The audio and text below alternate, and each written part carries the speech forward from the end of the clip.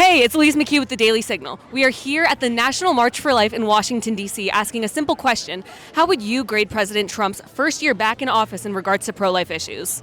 We've come so far on all of these issues. So I get that there are people who say, oh, I want more, and I want this, and we could do this next, and this next, and this next. I totally get it. And as a lifelong Catholic, that's right where I'm at as well. But I do think we have to have some perspective on this as well, that we've come so far than where we were 30 years ago when I first started coming to this. So I give him an A. Putting J.D. Vance in as the new vice president, there is no member previously of the United States Senate who's more pro-life than J.D. Vance. It's really as simple as that. He came out here, I believe it's his second time speaking.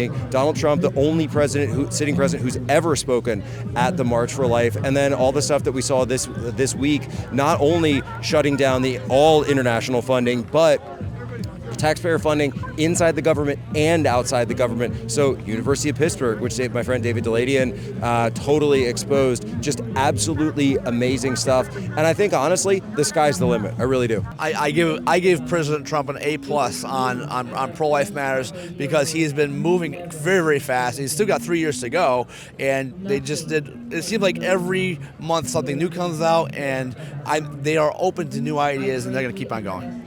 With the power he has, I think he's done a decent job. There's always progress to be gained, but I think J.D. Vance has been a great influence on his administration, and I think especially the defunding of Planned Parenthood has been the biggest thing. I'm very proud of the progress that has been made. That said, I do think there's a lot more that needs to be done.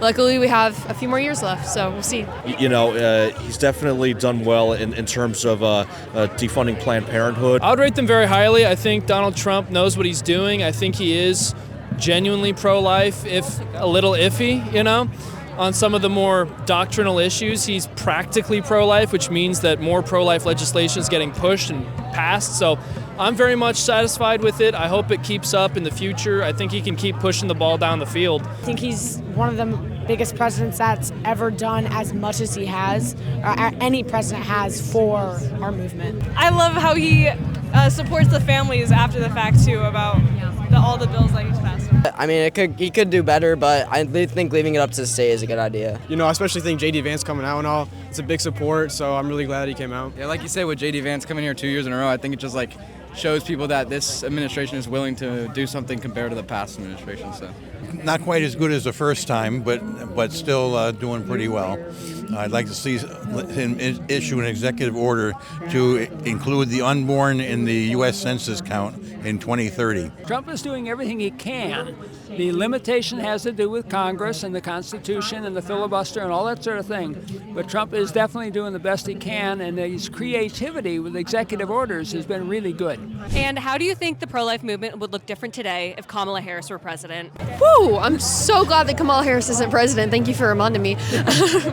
A lot of terrible things have been undone by the Trump administration, praise the Lord, and those things wouldn't have been undone if we had Kamala in office at all. But I also think, persecution does breed, unity, and I think the pro-life movement would definitely feel more empowered if Kamala Harris was in, man, we got to do something. We got to do something now, right? Whereas right now, okay, we're all happy, Trump's in president, so we're kind of apathetic, some of us, and, so it's like a kind of a double-edged sword in a way, right? And so while I'm grateful that Trump is in office instead of Kamala, I could definitely see a more empowered pro-life movement if they're facing persecution.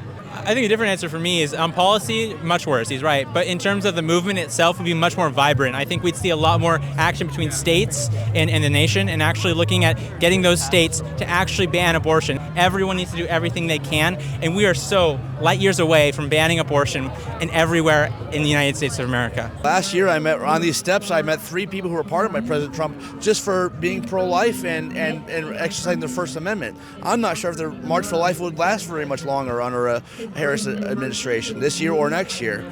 They would crack down on free speech and religion, and America would be much worse off. Yeah, I think we would all have long, gloomy faces if Kamala Harris had been the president.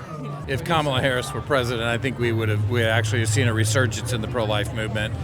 When that building behind us announced in 1973 a federal right to an abortion, the pro-life movement was born.